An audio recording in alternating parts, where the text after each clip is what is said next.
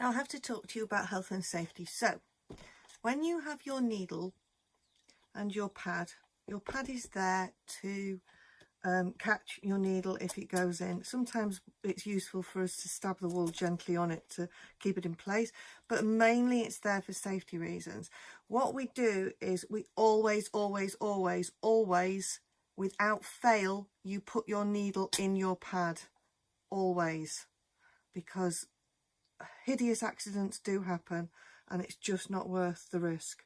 So easy to pop it down, drop it on the floor, you stand on it, the dog stands on it, small person picks it up by accident, or even worse, you do that, you put a load of wool on there, you go, and we've had people in group that have had needles up their wrists, up their fingers, in the backs of their arms.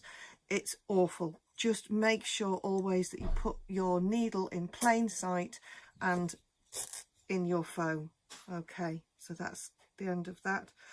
Just be safe. So the next bit, you're going to unwind your big ball of roving. We're not going to worry too much about take this much off, take that much off. We're going to do it so that you start to understand what it is that you're doing. So we're going to make the body to begin with, then we'll make the head, then we'll make the tiny little legs.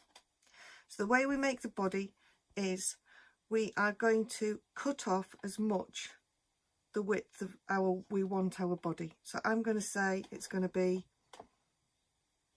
my index finger, which is of no use to you at all, but just decide how big you want it to be. Okay, so I don't want it to be too big, so I'm going to go for that. So I'm going to pull that off. Now the way we rip our wool is that we have to remember that staple length. So we always have to keep our hands at least that far apart. Otherwise it's like pulling on both ends of one piece of string. It will not pull apart or it will break. So we don't need to do that. It needs to be a gentle movement. I want to break it about there. So I'm going to go up here and down there and pull, and it will just slide apart. Okay, as easy as that. So then I'm going to turn that sideways. I tuck those ends in a little bit. Not that it really matters. And I'm going to place it on top of my wool like that. I am then going to start curling that over. We're going to do a sleeping bag roll. Anybody who has made put a sleeping bag back together knows what a pain it is. The idea that what we're doing now is we are pushing as much air out of it as is humanly possible. So if we get as much air out of it as we can, then we don't have as much stabbing to do later. That's always a good thing. So I'm going to start rolling it, and I'm going to roll it up to this end. I'm going to curl that end in.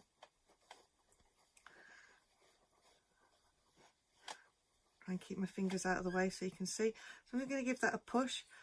Can you see? It's quite... And I'm rolling it on the spot. Keep my fibres right way around. I don't want them to twist. They need to be the right way around. Okay, all the same way around, sorry. So then I'm going to go to this end, and I'm pushing that in so it doesn't get too big, because if it does get too big, look, say that's that big, all you do is you just push it in. So I don't want my cow to end up too large. And we're going for a vaguely croissant-y sort of a shape.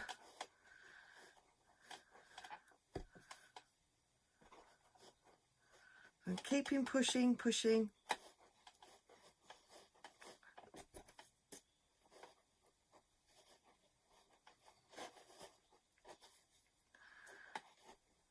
Right, now I'm going to stop, and I'm going to stab the entire length of that and back, and that's locked my fibres down. Look, I can let go of it. It's not going to go kasproying and go everywhere. It's just going to remain locked. And then I'm going to support it because I've not stabbed it massively, and I'm just going to pull that off there and stroke that round.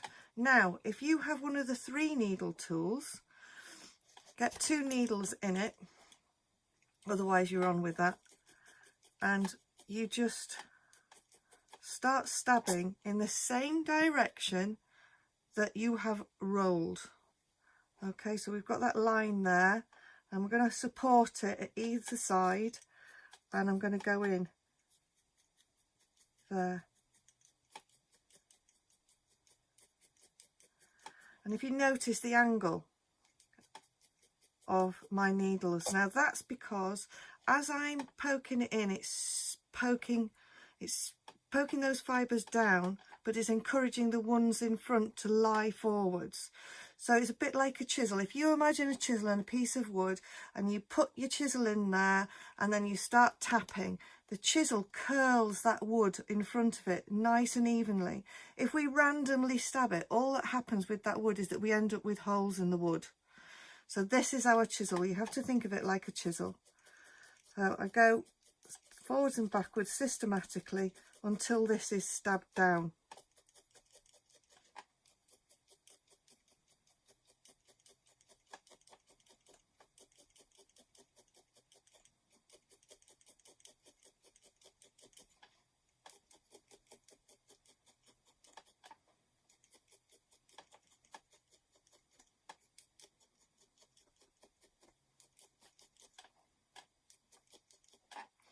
Right, now I'm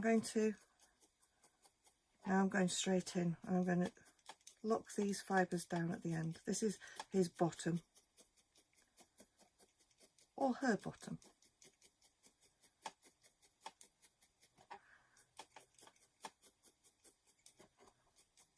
Now I haven't gone stabbing massively deeply, all the rest of it. I really don't need to. What I want you to do is just look at that. Okay, look at how squidgy that is. So if you go like that with your hand and you touch with your middle finger, it's between that and that, okay, that you want it at the moment. We don't want porridge.